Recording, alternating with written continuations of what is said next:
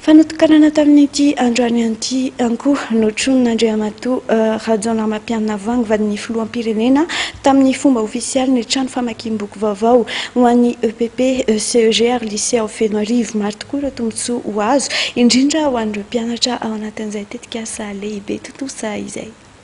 Nitoloran'Andriamatoa Rajaonamampianina Vangy vadin'ny filoham-pirenena trano famakiam-boky manara-penitra ireo sekoly ao amin'ny commune Fenoarivo. Nitokanana tamin'ny pomba ofisialy izany fotodrafitrasa izany io maran'io. Fotodrafitrasa izay efa ampy fitaovana raha ny fanazavany renin'ny malagasy. Ty andro ity dia natokana nolorana anareo mpianatra rehetra eto Fenoarivo ny toeram-pamakiam-boky izay ahitana boky fianarana, boky ialana voly amin'ny teny malagasy, frantsay ary amin'ny teny anglisy.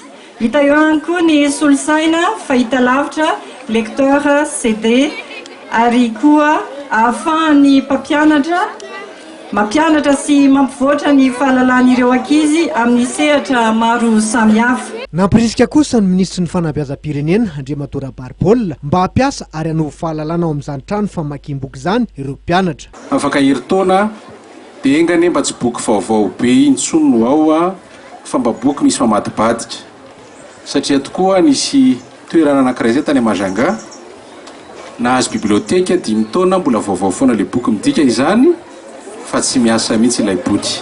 Ahitana mpianatra misy 277 amin'ny EPP Fenoarivo raha toka 500 ny isan'ireo mpianatra ao amin'ny CEG ary 500 kosa ny ao amin'ny lycée. Tsy nanafina ny hafaliany noho ireo tombontsoa maro azo amin'ny alalan'ny fisian'izao fotodrafitrasa izao ireo ankizy mpianatra. Tena faly be sady efa fanindrinanay tato amin'ny lycée efa hatramin'izay hoe hanana biblioteka izany dia izao faly be hoe nisy olona nanolotra biblioteka memepona ho anay dia mahafinaritra be ao plus gratuit tena tombony mihitsy satria izay zany afaka maka boky ato dia manampy be dia be anay amin'ny fianaranay ilay izy ohatra hoe surtout izay hanala baka amin'ity. Nanamarika izao lanonam-panokanana fotodrafitrasa izao ny fitsidiana ny asa vita niarana tamin'ireo manampy hafanana isan'ambaratonga. Nanolotra fanampiana ho an'ireo mpampianatra sy fianakaviana sahiranao Fenoarivo ihany koa ny vadin'ny filoham-pirenena. Fa izany koa tompoko lasy tompoko vavy nentiko manakatona tanteraka ny fampahalalam-baovao amin'izao aliny talata 5 volana janoary 2024 izao mankasitraka anao naaraka ny fampahalalam-baovao hatramin'ny farany. Tena kumrasoa antsika rehetra any tokantrano kosa.